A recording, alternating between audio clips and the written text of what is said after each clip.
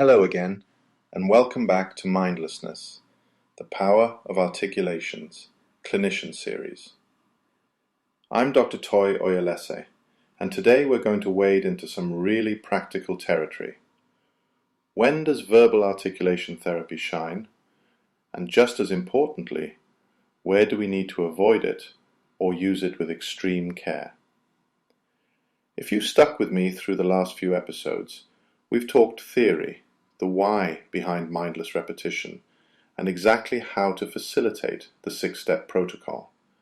So today, let's get our hands dirty with the messy clinical realities.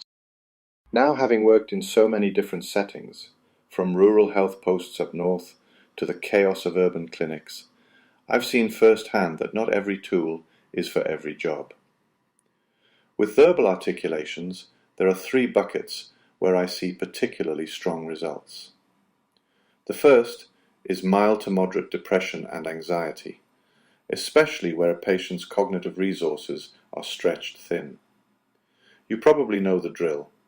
Traditional CBT is wonderful, but for someone deep in the fog, asking them to identify cognitive distortions and reason their way out can be, well, like asking a person with a broken leg to run a race.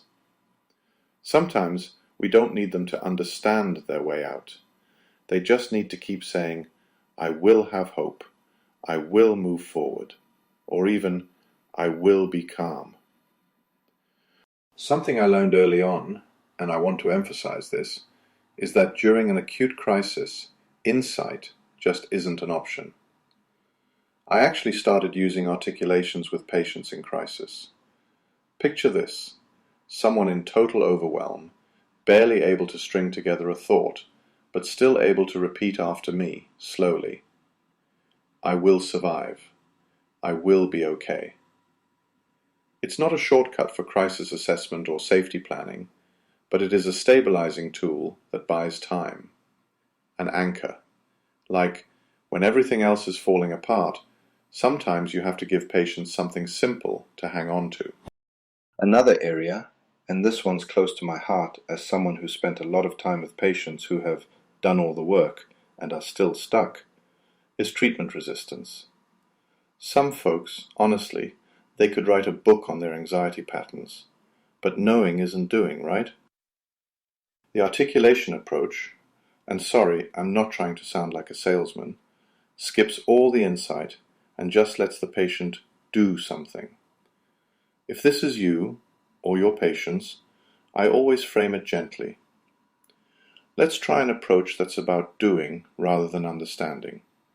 And of course, it's never a replacement for medications or other therapies, more like another tool in the toolbox. You can pair this with CBT, meds, or exposure work too. Think of it as reinforcing what's already underway. As your patient's neurochemistry starts to settle, articulation gives them real-time practice with moving forward. Same for someone prepping for an exposure. It can be that phrase they repeat in the waiting room or between sessions to keep up their momentum. I wish I had known about this trick back when I was nervously preparing for medical board presentations in Canada. Believe me, I had my own little mantra before those meetings, and it worked wonders to settle my nerves. And it's not just for clinical symptoms.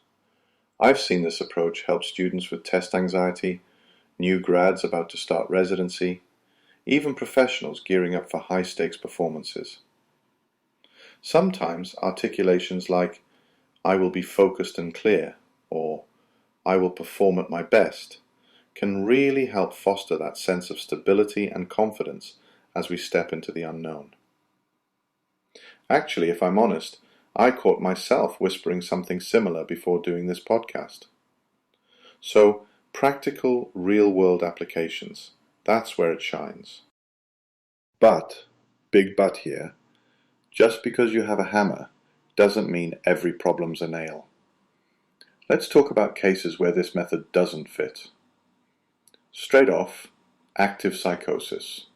No, don't do it. The line between internal and external reality is already blurred.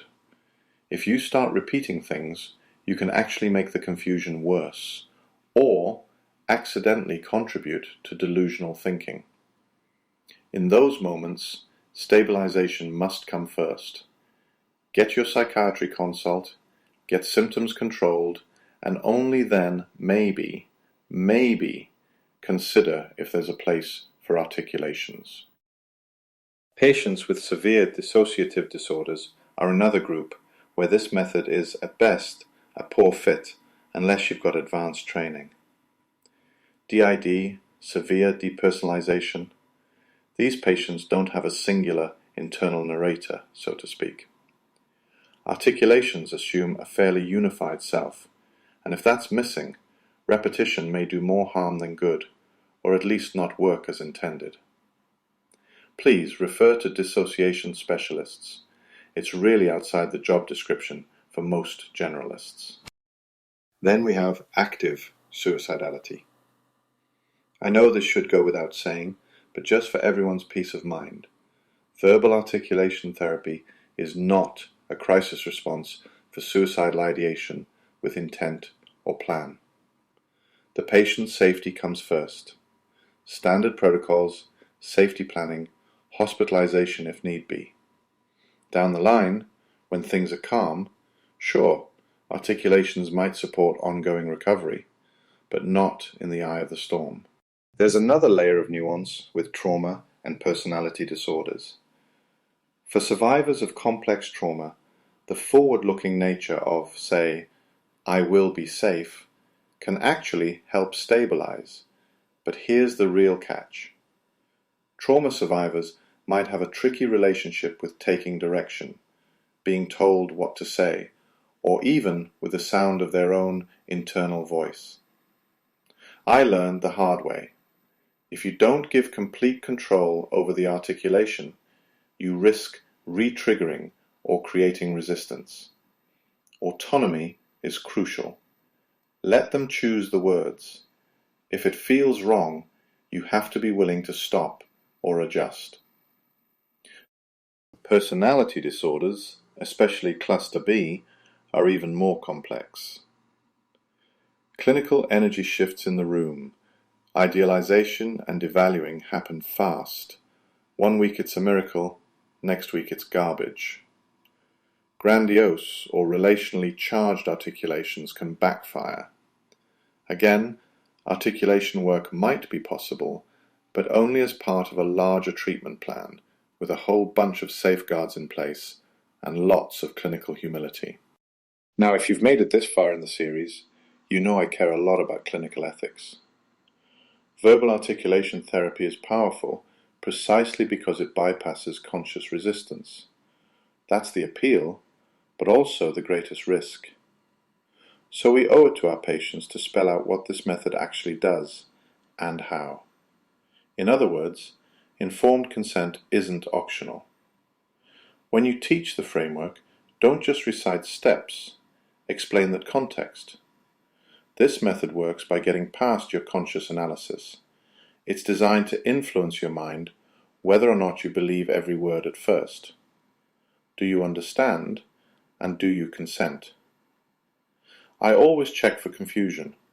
You'd be surprised how often that opens the door to genuine questions. And autonomy. Let's talk about that. For therapy to truly work, the patient needs to own the articulation, top to bottom. If you, as a clinician, do all the work and the patient just repeats your phrase, well, you're veering into suggestion or even indoctrination. Not good. The safeguard is real collaboration. The patient chooses, feels resonance, and can change things anytime. I've had cases where, after a few days, a patient says, "You know, that phrase doesn't fit anymore," and we shift together. That's a sign things are actually working as intended. Now I want to touch on something I don't hear talked about enough.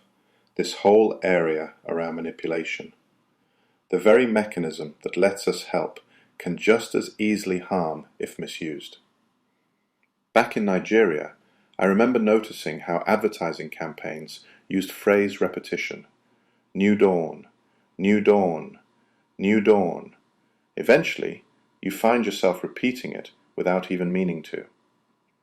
As clinicians, we have to acknowledge any mind-bypassing principle can be twisted. Our job is to keep it transparent, collaborative, and grounded in patient welfare. That means regular check-ins. If conviction or confidence starts to wane, or a patient's discomfort rises, you hit the brakes. This isn't the only tool in the shed. So, that's where I want to leave things today. To sum up, this method works wonderfully for depression, anxiety, crisis stabilization, treatment-resistant symptoms, and high-pressure transitions, but not for active psychosis or severe dissociation, and only after crisis passes in suicidality. Ethical use means true informed consent, unshakable patient autonomy, and constant vigilance against drift into suggestion or manipulation. In our last episode of the Clinician series, we'll walk through integration, what this looks like woven into a session or over the course of a real treatment plan with concrete case examples. As always, I'm deeply grateful you're here, and I look forward to continuing this journey with you in episode 5. Take care until then.